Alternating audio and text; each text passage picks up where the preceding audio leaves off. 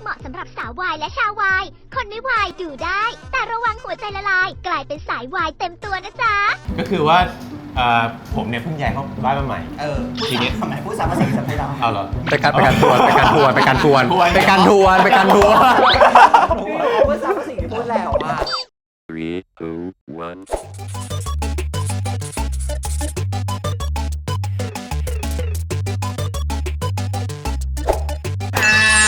1อยู่กับคู่ของเรามาจากซีรีส์เรื่องอะไรคะผมกับผีในห้องครับผีโยนเท้าของผีเมื่อกี้ผีทำใครทำเมื่อกี้ไม่รู้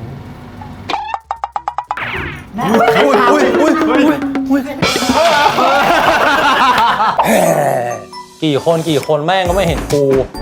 คนก่อนหน้านี้กูให้โยนของใส่เดียวก็วิ่งหนีแล้ว白神さんおいでくださいกูไม่ได้ตั้งใจทำให้มึงกลัวกูมีเรื่องอยากให้มึงช่วยไม่ต้องกลัวนะเว้ยกูจะไม่มีทางให้มึงเป็นแบบนั้นแน่นอนอ่ะแล้วต้องรอเมื่อไหร่ต้องรอให้ครบ49 วันเลยป่ะไม่กูรู้สึกเหมือนมึงกอดกูได้จริงๆเลยวะผมแป้นธนวัฒน์ครูสุวรรณนะครับผมรับบทเป็นพัดครับพัดแบบซันร้อนสวัสดีครับณสุพนัท เลาหะพานิชครับรับบทเป็นภพครับภพเฮ้ยภพแล้วอันนี้พัดอันนี้ภพแล้วอะไรกันผมกับผีในห้องใครคือผมก็บอกผีไม่ผี ซึ่งสอนทีเซอร์มาแล้วทำกันบ้านเธอย้ายเข้ามาอยู่ในบ้านแล้วก็ได้มาเจอกับยายผีคนนี้ซึ่งมันต้องมีซัมติงบางอย่างที่ทำให้เหมือนเขารอคอยอะไรบางอย่างอยู่ใช่ก็คือว่าผมเนี่ยเพิ่งย้ายเข้าบ้านมาใหม่ทีนี้ทำไมพูดซ้ำมาสิ่งจำไม่ได้เอาเหรอไปการทวนพูดซ้ำมาสิ่งที่พูดแล้วว่าย้ายเข้าแล้วนะปุ๊บเนี่ยทีนี้เนี่ยอยู่ดีก็ผีก็โผล่มามาเร็วจังแต่เข้าของนู่นนี่นั่นอะไรเงี้ยแล้วแบบระแวงไม่ชอบบ้านนี้เลยอยู่ดีมีอะไรแปลกๆเกิดขึ้นอะไรเงี้ยอย่างเช่นดินสอตกบ้านนั้นอ่ะดินสอตกเฮ้ยแบบนี้วะมีอะไรขยับเองได้โดยที่เราแบบเฮ้ยเราไม่ได้ทำนะแล้วเธอทำไหมทำดินสอตกที่เขาบอกไม่ทำก็คือจะได้คุยต่อโอเคไม่ทำแล้วกันเธอทำไหมไม่ทำแล้วใครทำเขาบอกว่ามันจะเป็นชาเลนจ์ในการที่จะทำให้เขาได้รู้อดีตของตัวเองใช่เขามาเข้าฝันค่ะแล้วก็มาขอความช่วยเหลือตามหาตัวตนเพราะว่าเขาความจำเสื่อมเป็นผีด้วยความจำเสื่อมด้วยมันเศร้าอะมันเศร้าไถ่หลังความตายเหมือนเวลาเราเดินดูซีรีส์เกาหลีเดินดื่มน้ำเราก็จะลืมทุกอย่างใช่น้องคุณเนกเดินข้ามสะพานแม่น้ำซังโดแล้วดื่มน้ำแล้วจะลืมทุกอย่างเลยว่าที่ผ่านมาเคยทำอะไรเคยดูโฮเทลเดลูน่าปะเนี่ยเคยดูปะเนี่ยคือมันเป็นชาเลนจ์ที่ว่าเขาต้องตามหาตัวเองภายในระยะเวลา49 วันใช่เป็นเงื่อนไขหลังความตายคือถ้าเกิดว่าเราไม่รู้เรื่องของตัวเองเนี่ยเราจะไม่สามารถกลับไปปลดล็อกสิ่งที่ยังค้างคาอยู่ในใจถ้าเราไม่สามารถปลดล็อกได้เรายังมีห่วงอยู่เราจะกลายเป็นสัมภเวสีก็จะเป็นอีผีร้ายใช่ที่แบบอีผีร้ายสุดท้ายก็เป็นอีผีร้ายไม่รู้ไม่ได้ก็ต้องไม่เป็นสิเพราะว่าถ้ามันเป็นเรื่องมันก็จบง่ายรู้ได้ไงทำไมเราทุกคนไม่ต้องดูแล้วเรื่องจบเลยไม่ได้ต้องไม่ตามเนี่ยเขาจะยิ่งโอเคได้เป็นผีร้ายสุดท้ายนะก็เป็นผีร้ายทุกคนไม่ต้องดูแล้วนะใช่ไม่ต้องดูแล้วดูความสนุกของเรื่องนี้ได้ถ่ายทำไปแล้วเป็นไงบ้างโอ้โหมันครบมากมันมีแบบแอคชั่นตลกอะไรวะดราม่าเลิฟซีนใช่มีทุกอย่างเลยหรอมีทุกอย่างจบเลยดูทีเดียวถามถึงเลิฟซีนหลายๆคนเขาถามกันมาแล้วเป็นยังไงซีรีส์เรื่องนี้มันดูเดือดคุณก็ขายว่ามันดูเดือดพัดกับผีเนี่ยน่าจะแบบผีกับคนจะยังไงก็ผีจูบคนไม่ได้ก็จูบผีได้ไหมก็ไม่โดนตัวไงโดนไม่ได้เป็นวิญญาณใช่ตอนแรกคิดว่าไม่น่าอ้าวแล้วจูบกันได้ไงนั่นไงอยากรู้ก็ต้องรอดูใส่หมวกเหมือนมันจะมีวิธีทำให้เราเห็นผีไงใช่ป่ะเอาขี้เท้าปลายตาแล้วก็จูบกันไม่รู้ฟิลประมาณนั้นแบบว่าแบบเฮ้ยโดนเสื้อได้เฮ้ยวันนี้ค่ะเธอทั้งสองคนเรามีเกมให้เธอเล่นเพื่อทดสอบความสนิทชิดเชื้อของพวกคุณชิดเชื้อจะมีคำถามมาให้เธอตอบได้แค่จริงกับไม่จริงถ้าใครตอบผิดเรื่องของเขาก็จะถูกค้อนทุบหัว ก็ต้องรีบเอาอันนี้มาป้องกันหัวให้เร็วที่สุด ข้อแรกให้นัดตอบ ให้นายเป็นคนตอบ แฟนไม่ใส่กางเกงในนอน จริงหรือไม่ ใครจะไปรู้ว่า ตอบจริงหรือไม่จริง จริง ถูกไหมอ่ะ มันแล้วแต่อะ โดยปกติดิ โดยปกติ ไม่จริงเอาตีเขาดิ นี่ดูตอบจริง จริงเหรอ จริง อีนี่มันใส่หัวมันบอกไม่จริง เอ้าบอกว่าจริง บอกว่าพยักหน้า คำถามไปเลยนะ อ้าว บอกว่าจริง ใส่กางเกงในนอน ใส่ ใส่ก็ไม่จริงไงนะ งงเนี่ย เข้าใจอ่ะ เข้าใจแล้ว เข้าใจเกมแล้วนะ เมื่อกี้ตัวอย่าง ตัวอย่างแต่ถือว่าเล่นไปแล้ว โอเค ข้อต่อไปนัดชอบดมกลิ่นตุ๊กตาเน่าก่อนนอนทุกคืน จริงหรือไม่ จริง เอ้าทำไมไม่เกินแปนเคยโดนผีอำจนเป็นไข้จริงหรือไม่ ไม่จริง พยักหน้าแปลว่า ไม่จริง อะไรอะ พยักหน้าแปลว่าอะไร ไม่จริงไง ไม่จริงแต่ขานออกมา ต่อจะได้แบบว่าจะได้แบบ ไม่ได้ยินเสียง จะได้ ไม่เคยโดนผีอำอยู่แต่นี่ไม่ หร ได้ อ ไม่มี นัด อืม เป็นคนที่กลัวผีมาก จนไม่กล้าปิดไฟนอน จริงหรือไม่ ไม่จริง ถูกเหรอไม่จริงเหรอ ไม่จริง แปลน ครับ เคยยกพวกตีกับเพื่อนสมัยเรียนจริงหรือไม่ ไม่จริง ยกพวกไม่เคย แยกช้าเหลือเกินก็โดนเขาตีอยู่เรื่อย ใช่โดนเขาตีแล้ว สรุปตอนเรียนอ่ะโดนเขาตีอยู่ ก็เลยนึกว่า เขาตีเราแล้วเราไม่ได้ตีเขาอะไร คุณนัทก็เลยโดดเรียน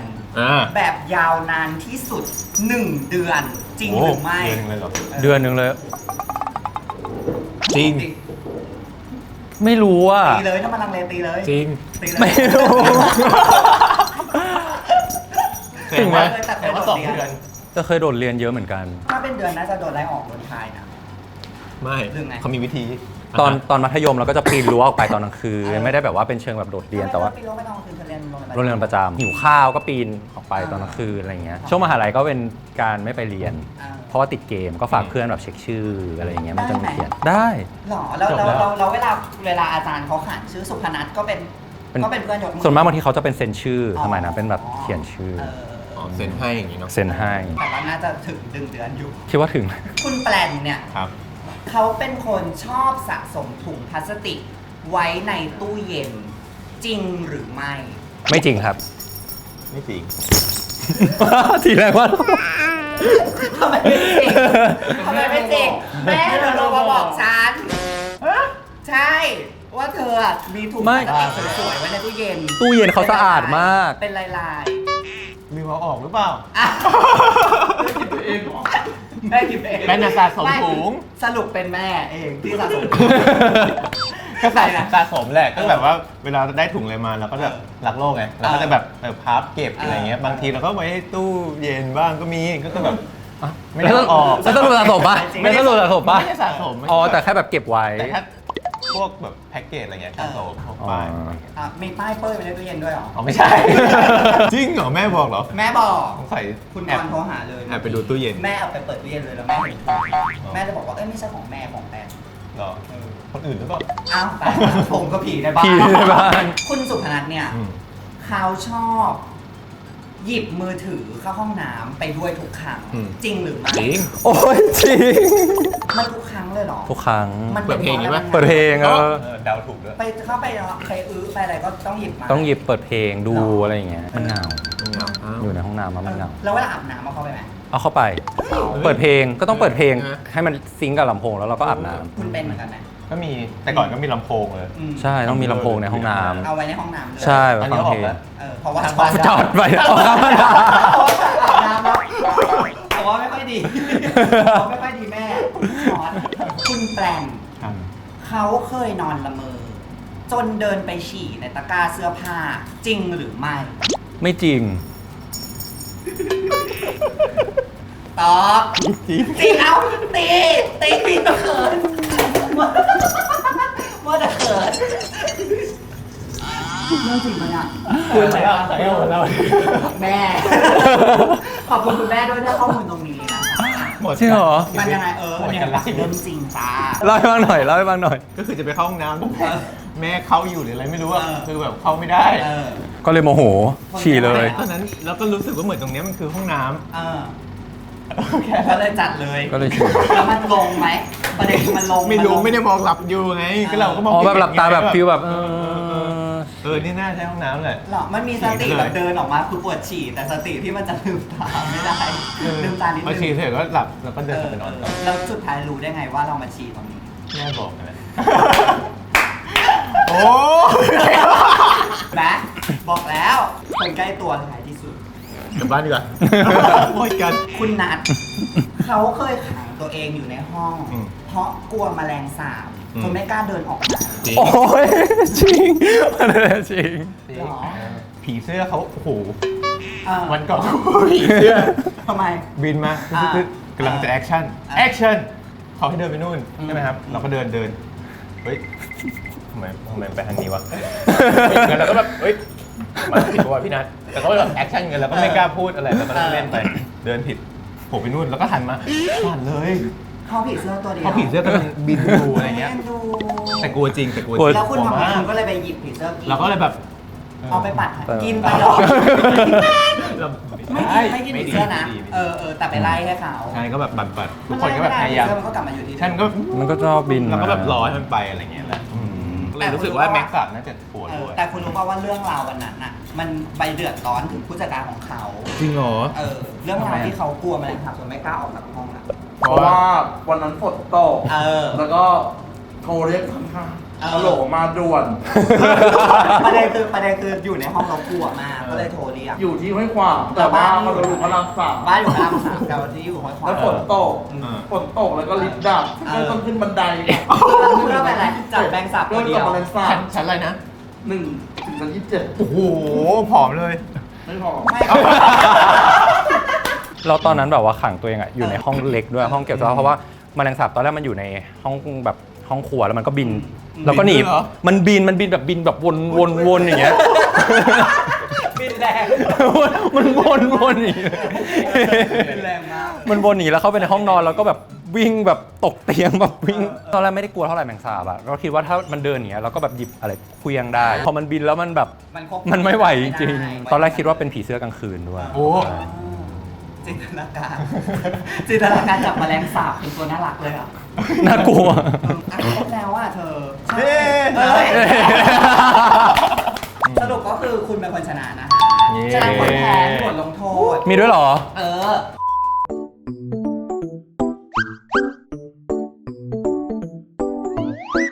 คุณอยากดูเราเลือกไหม ไม่อย่างนี้ดีกว่าเขาจะได้แบบแฟร์ๆกันไงไม่แกล้งกัน ไม่ มาก เอาใช่ไหม ผมไม่อยากให้แกล้งแบบโอเคโอ้โห น่ากลัวมากอะไรกันเนี่ย สายรูปเอา ผมเลือกก่อนอุ้ยอันนี้ใส่ตู้ตรงนี้สิได้อันนี้ไฟนอล น้องเขาลอง อันนี้ไหม ได้ เฮ้ย คุณสุพนัทเราจะให้คุณดูก่อน โอเค เพื่อให้คุณได้ดูว่าหน้าคุณต้องเป็นแบบนี้ โหเท่มาก ได้ละ ได้ไหม นี่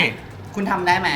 ทำได้ มันต้องเหมือนนะ ปากเปิดต้องอยู่ต้องเอาขึ้นนะ ต้องแบบ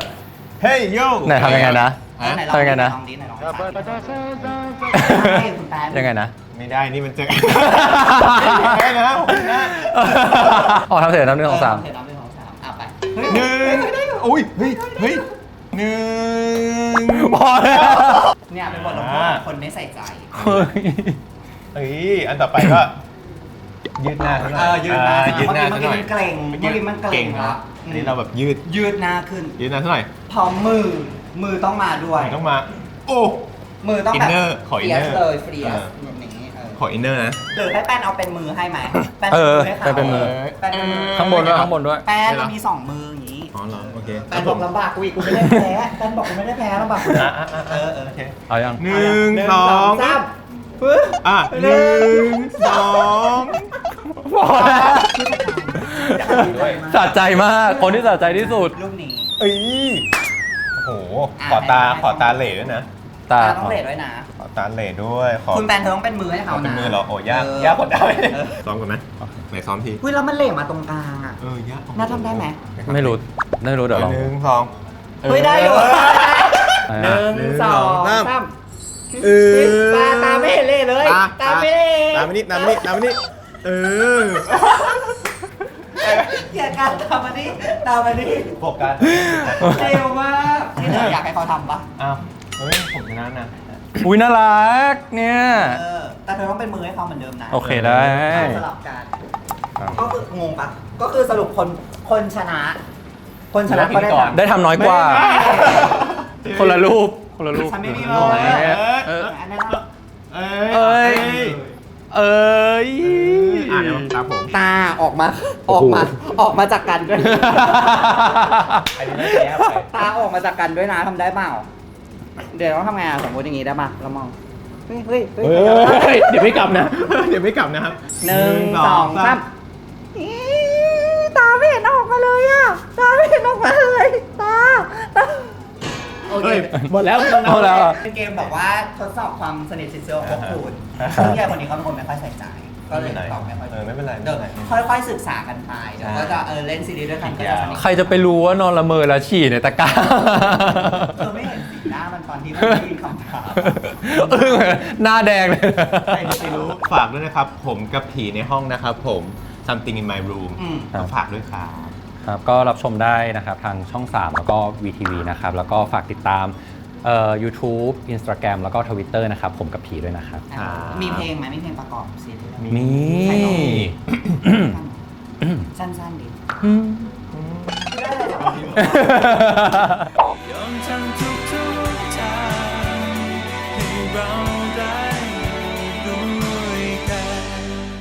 ฝากร้านคาเฟ่ที่นี่ไว้ด้วย อ๋อใช่ครับผม คาเฟ่ชื่อว่าริคาเฟ่นะคะ ที่สนใจก็มาเที่ยวมากินขนมที่นี่กันได้ ขอบคุณนะคะ ขอบคุณครับ นี่ครับ จริงป่ะ จริง เคยโดนอย่างตอนไหนเราดิ แบบว่านอนแล้วก็แบบ ที่บ้านเหรอ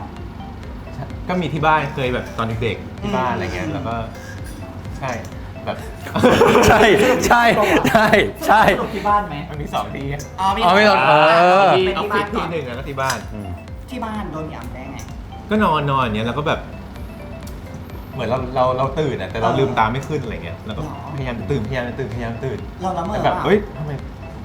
อย่างเงี้ยจริง หรอ จริง แล้ว ก็ มั แบ น บตื่นออกมาแล้วก็เหนื่อย หรอเรา เราก็เลย มี แบบ คนมาปลุกหรือมีอะไรอย่างเงี้ย ไม่มีเราก็แบบพยายามตั้งสติอะไร อื เงี้ย ม สุดท้ายก็หลุด สุดท้ายก็หลุดออกมาได้ เราท่องนะโมตัสสะไหม ไม่ได้ท่อง เราสู้กับเขาแล้วเราก็ออก สู้ มา เราก็แบบ เก่งว่ะ เฮ้ยอะไรวะอะไรเงี้ย สู้ด้วยตัวเอง เก่งเธอเป็นไฟเตอร์มาก แต่ว่าถ้าเราตอบถูกเราได้ทุบ แต่เราข้อหน้านะ อย่าไม่ใช่ข้อ อ๋อข้อนี้เราไม่ได้ทุบ ใช่ ถ้าเราตอบ ถ้าเอาใหม่นะ ถ้าเราตอบถูก ถ้าเราตอบถูกเราหยิบอันนี้ เออ โป๊ะ เออ แต่ถ้าเราตอบผิดเราหยิบอันนี้ เออ